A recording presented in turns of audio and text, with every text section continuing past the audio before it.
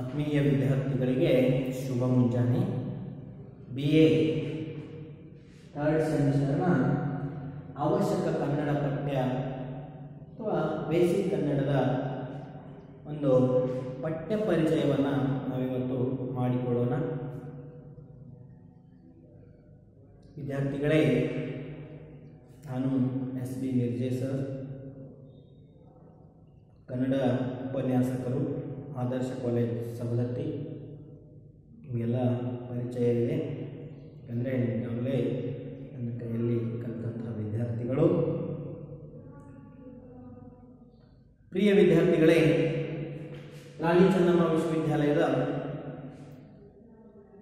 ಪಠ್ಯಕ್ರಮದ ಅನುಸಾರ BA ತೃತೀಯ ವರ್ಷದ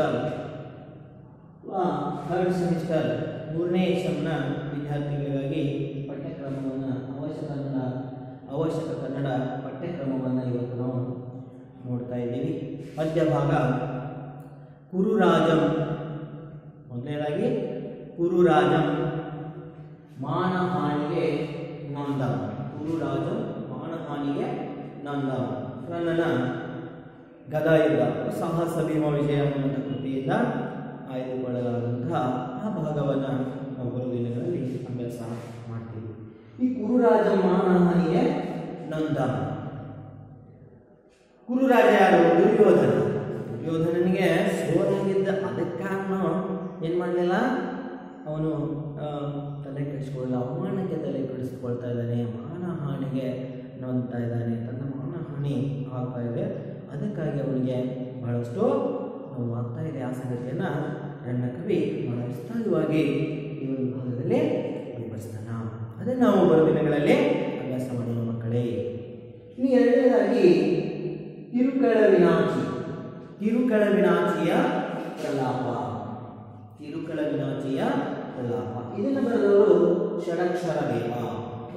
15ನೇ ಶತಮಾನದ ಷಡಕ್ಷರ ದೇವನ ಕಾವ್ಯ ಭಾಗವನ್ನು ನೋಡ್ತೀವಿ. ಕನ್ನಡ ಸಾಹಿತ್ಯದಲ್ಲಿ ಶೋಕ ಅಥವಾ ಕರುಣರಸವನ್ನು ಉಕ್ಕಿ ಒಂದು ರಾಘವಾಂಕನ ಚಂದ್ರಮತಿಯ ಪ್ರಲಾಪ, ಇನ್ನೊಂದು ಈ ತಿರುಕಳವಿನಾಚಿಯ ಪ್ರಲಾಪ. ಷಡಕ್ಷರ ದೇವನ ಈ ರಾಜಶೇಖರ ವಿಳಾಸ ಅನ್ನುವಂಥ ಕಾವ್ಯ ಭಾಗದಿಂದ ಆಯ್ದಂಥ ಭಾಗವನ್ನು ನಾವು ಅಭ್ಯಾಸ ಮಾಡಬೇಕಾಗಿದೆ ಈ ಒಂದು ಸನ್ನಲ್ಲಿ. ಆ ತಿರುಕಳವಿನಾಚಿ ಹೇಗೆ ತನ್ನ ಮಗನಿಗಾಗಿ ಆಕೆ ಸಂಕಷ್ಟವನ್ನು ಅಥವಾ ಆ ನೋವನ್ನು ಕರುಣಾಜನಕವಾಗಿ ಓ ಶಂಕರ ಮುದ್ದು ಶಂಕರ ತನ್ನ ಮಗನನ್ನು ಕಳೆದುಕೊಂಡಂತಹ ದುಃಖವನ್ನು ಪ್ರಸ್ತುತವಾಗುವ ಭಾಗದಲ್ಲಿ ಕರುಣರಸವನ್ನು ನಾವು ಬರೋ ದಿನಗಳಲ್ಲಿ ತಿರುಕಳವಿನಾಚಿಯ ಪ್ರಲಾಪ ಷಡಕ್ಷರ ದೇವನ ರಾಜಶೇಖರ ವಿಳಾಸದಿಂದ ಆಯ್ದಂಥ ಭಾಗವನ್ನು ನಾವು ಬರೋ ದಿನಗಳಲ್ಲಿ ಅಭ್ಯಾಸ ಮಾಡುವ ಕಡೆ. ಇನ್ನು ಮೂರನೆಯದಾಗಿ ಜೀವಪರ ನಿಲುವಿನ ವಚನಗಳು. ಜೀವಪರ ನಿಲುವಿನ ವಚನಗಳನ್ನು ಬಸವಣ್ಣವರು ಜೀವದಯೆ ತೋರುವಂಥ ಈ ಬಸವಣ್ಣವರ ವಚನಗಳನ್ನು ನಾವು ನೋಡ್ತೀವಿ. ಪ್ರಸ್ತುತವಾಗಿ ಬಸವಣ್ಣವರು ವಚನಗಳಲ್ಲಿ ಕ್ರಾಂತಿಯನ್ನು ಮಾಡಿದಂಥ ವಚನ ಸಾಹಿತ್ಯದ ಮೇರು ಪರ್ವತವೇ ನಮ್ಮ ಬಸವಣ್ಣ, ಬಸವೇಶ್ವರ, ಬಸವಣ್ಣ ಅಂಥೇಳಿ ಪ್ರಸಿದ್ಧಿಯನ್ನು ಪಡೆದಂಥ ಯಾನನ ವಚನಗಳನ್ನು ಜೀವಪರ ನಿಲುವಿನ ವಚನಗಳು. ದಯಬೇಕು ಸಕಲ ಪ್ರಾಣಿಗಳಲ್ಲಿ, ದಯವೇ ಧರ್ಮದ ಮೂಲವಯ್ಯ ಅನ್ನುವಂಥ ವಿಚಾರವನ್ನು ವ್ಯಕ್ತಪಡಿಸ್ತಾರ. ಜಗತ್ತಿಗೆ ಬಸವಣ್ಣನ ಕೊಡುಗೆಯನ್ನು ನಾವಲ್ಲಿ ನೋಡ್ತೀವಿ. ಅಂದರೆ ಜೀವಪರವಾದಂತಹ ಜೀವಪರ ನಿಲುವಿನ ವಚನಗಳನ್ನು ಪ್ರಸ್ತುತವಾಗಿ ಈ ಒಂದು ಸನ್ನಲ್ಲಿ ಬರುವ ದಿನಗಳಲ್ಲಿ ಅಭ್ಯಾಸ ಮಾಡುವ ಮಕ್ಕಳೇ. ಇನ್ನು ನಾಲ್ಕನೆಯದಾಗಿ ನೋಡ್ತಾ ಇದ್ದೀವಿ ನಾವಿಲ್ಲಿ. ನಾಲ್ಕನೆಯದಾಗಿ ಮಾದ ಮಾದಿ. BM ಶ್ರೀ ಅವರ ಒಂದು ಮೊಟ್ಟ ಮೊದಲ ನಾವೇನಂತೀವಿ ಇಂಗ್ಲಿಷ್ ಗೀತೆಗಳು ಅನ್ನುವಂಥದ್ದು. ಈ ಕವನ ಸಂಕಲನವನ್ನು ನಾವು ಒಬ್ಬ ಇಂಗ್ಲಿಷ್ ಕವಿಯ ಅನುವಾದ ಕೃತಿಯನ್ನು ನಾವು ಕನ್ನಡದಲ್ಲಿ ಮೊಟ್ಟ ಮೊದಲಿಗೆ ಇಂಗ್ಲಿಷ್ ಗೀತೆಗಳು ಅನ್ನುವಂತಹ BM ಶ್ರೀ ಅವರ ಒಂದು ಮಾದ ಮಾದಿ ಅನ್ನುವಂತಹ ಒಂದು ಕವನವನ್ನು ನೋಡ್ತೀವಿ. ಬಹಳ ಅದ್ಭುತವಾದಂತಹ ಕವನ. ಈ ಮಾದನ ಪ್ರೀತಿ, ಆಮೇಲೆ ಮಾದಿಯ ತಿರಸ್ಕಾರ, ಕೊನೆಯ ಮಾದಿಯ ಮತ್ತು ಮಾದ ಸೇರುವಂಥ ಪ್ರಸಂಗವನ್ನು ಪ್ರಸ್ತುತವಾದಂತಹ ಸಣ್ಣ ಕವನವಾಗಿದ್ದು ಕೂಡ ಅರ್ಥಗರ್ಭಿತವಾದಂತಹ ಅನುವಾದ ಅನಿಸ್ಕೊಳ್ಳೋದಿಲ್ಲ. ಈ ಅನುವಾದ ಸಾಹಿತ್ಯದಲ್ಲೇ ಒಂದು ಅದ್ಭುತವಾದಂಥ ಕಲೆಯನ್ನು ಪರಿಗಣಿಸ್ತಾ ಇದ್ದಾರೆ BMCM. ಹೌದಾ, ಹೊಸಗನ್ನಡದ ಹೆದ್ದಾರಿ ಅಂತ ಹೇಳೋದನ್ನು ನಾವು ಕರೀತಾ ಇದ್ದೀವಿ, ಹೆಬ್ಬಾಗಿಲು ಅಂತ ಹೇಳಿ ಕರೀತಾ ಇದ್ದೀವಿ. ಅವರ ಒಂದು ಕವನವನ್ನು ಬರೋ ದಿನಗಳಲ್ಲಿ ನಾವು ಅಭ್ಯಾಸ ಮಾಡಬೇಕಾಗಿದೆ ಮಕ್ಕಳೇ. ಇನ್ನು 5ನೇದಾಗಿ ನಮ್ಮ ಭಾಗದ ಹೌದಾ ಬರ್ತೀರೇನ ಪಂಡರಪುರಕ ಸೌದತ್ತಿ ಸಿದ್ದಪ್ಪ. ಸೌದತ್ತಿ ಸಿದ್ದಪ್ಪನವರು ಅದನ್ನು ಬರೀತಾ ಇದ್ದಾರೆ. ಅದನ್ನು ನಾವು ಪ್ರಸ್ತುತ ದಿನಗಳಲ್ಲಿ ಅಂದರೆ ಪಂಡ್ರಾಪುರ ಅನ್ನುವಂಥ ಕ್ಷೇತ್ರದ ಪರಿಚಯವನ್ನು ಮಾಡಿಕೊಡ್ತಾ ಇದ್ದಾರೆ.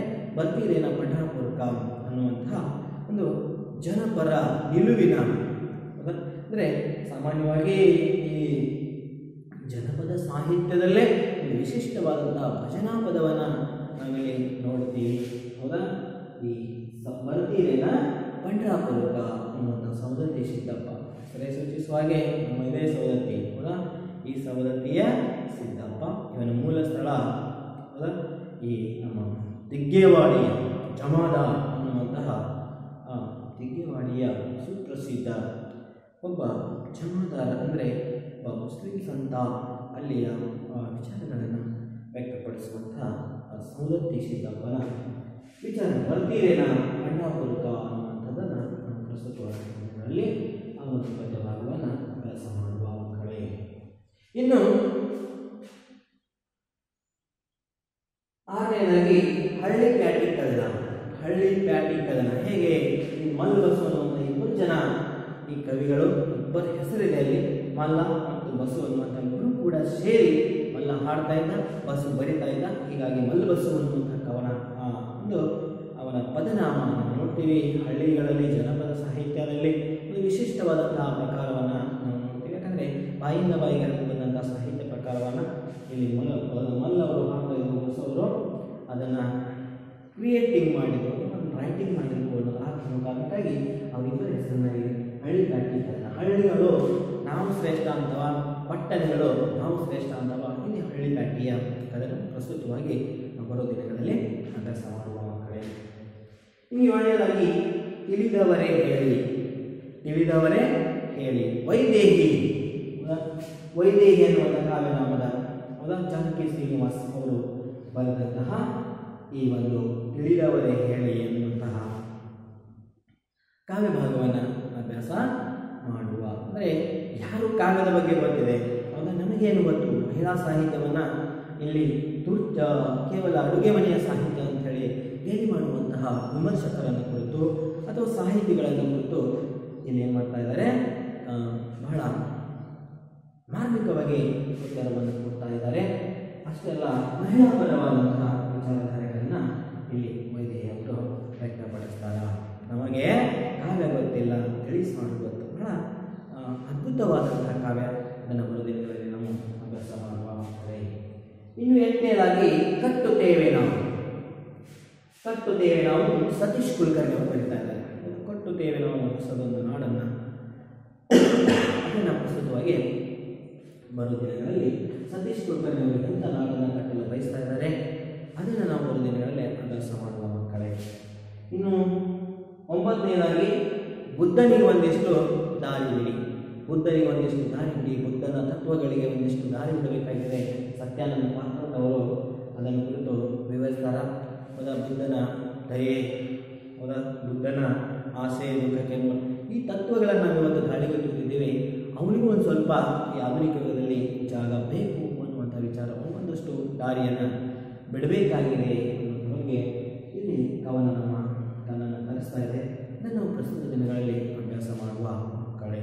ಹೌದಾ, ಇಲ್ಲಿವರೆಗೆ ನಾವು ಪದ್ಯ ಭಾಗದ ವಿಶ್ಲೇಷಣೆಯನ್ನು ಮಾಡ್ತಾ ಇದ್ದೀವಿ. ಪದ್ಯ ಭಾಗವನ್ನು ಮೊದಲನೇದಾಗಿ ಉರುರಾಜ ಮಾನಹನಿಗೆ ನೊಂದಂ, ಇದನ್ನು ರನ್ನನ ಕಾವ್ಯದಿಂದ ಆಯ್ದುಕೊಳ್ಳಲಾಗಿದೆ. ಗದಾಯುದ್ಧ ಕಾವ್ಯದಿಂದ ಆಯ್ದುಕೊಳ್ಳಲು ಬರೋ ದಿನಗಳಲ್ಲಿ ಅದನ್ನು ಅಭ್ಯಾಸ ಮಾಡ್ತೀವಿ. 2ನೇದಾಗಿ ತಿರುಕೆಳವಿನಾಚಿಯ ಪ್ರಲಾಪ.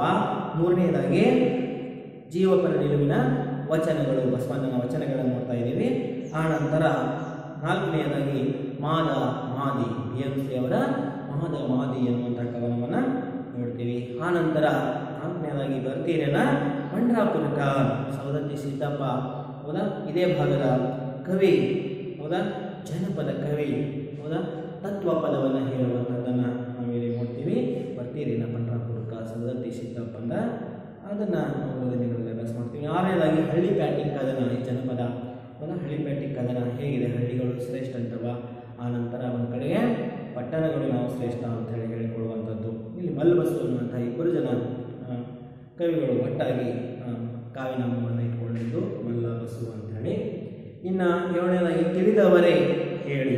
ತಿಳಿದವರೇ ಹೇಳಿ ವೈದೇಹಿಯ ಕಾವ್ಯವನ್ನು ವೈದೇಹಿಯವರು ಅದನ್ನು ಬರೀತಾ ಇದ್ದಾರೆ. ಮಹಿಳಾ ಸಾಹಿತ್ಯವನ್ನು ಕುರಿತು ಗೇಲಿ ಮಾಡುವಂಥವರಿಗೆ ಒಂದು ತಕ್ಕವಾದಂತಹ ಉತ್ತರವನ್ನು ಅಲ್ಲಿ ನೀಡ್ತಾ ಇದ್ದಾರೆ. ಇನ್ನು ಎಂಟನೇದಾಗಿ ಸತೀಶ್ ಕುಲಕರ್ಣಿ ಅವರು ಬಂದಂತಹ ಕಟ್ಟುತ್ತೇವೆ ನಾವು ಅನ್ನುವಂತಹ ಒಂದು ಹೊಸ ನಾಡನ್ನ, ಹೊಸ ಬೀಡನ್ನು, ಹೌದಾ, ಅಲ್ಲಿ ಸುಳ್ಳು ಮೋಸ ಇಲ್ಲದೆ ಇರುವಂತಹ ಆ ನಾಡನ್ನು ನಾವು ಕಟ್ತೀವಿ ಅಂತ ಹೇಳಿ ಸತೀಶ್ ಕುಲಕರ್ಣಿ ಅವರು ಆ ಒಂದು ಕವನವನ್ನು ಅಭ್ಯಾಸ ಮಾಡ್ತೀವಿ.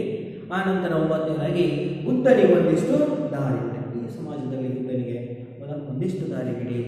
ಬುದ್ಧನ ತತ್ವಗಳು ಇವತ್ತು ಗಾಳಿಗೆ ತೋರಿ ಅಮಾನವೀಯತೆ ಎಲ್ಲದರಲ್ಲಿ ಪ್ರದರ್ಶನವಾಗುತ್ತಿರುವಂತಹ ಕಾಲದಲ್ಲಿ ಬುದ್ಧನಿಗೆ ಒಂದಿಷ್ಟು ದಾರಿ ಬಿಡಬೇಕಾಗಿದೆ ಅಂತೇಳಿ ಸತ್ಯಾನಂದ ಪಾತ್ರೋಟ್ ಅವರ ಕವನವನ್ನು ನಾವು ಅಭ್ಯಾಸ ಮಾಡ್ತೀವಿ. ಇಷ್ಟು ಪದ್ಯಭಾಗವನ್ನು ಕುರಿತು ಅಭ್ಯಾಸ ಮಾಡೋಣ ಮಕ್ಕಳೇ. ಇನ್ನು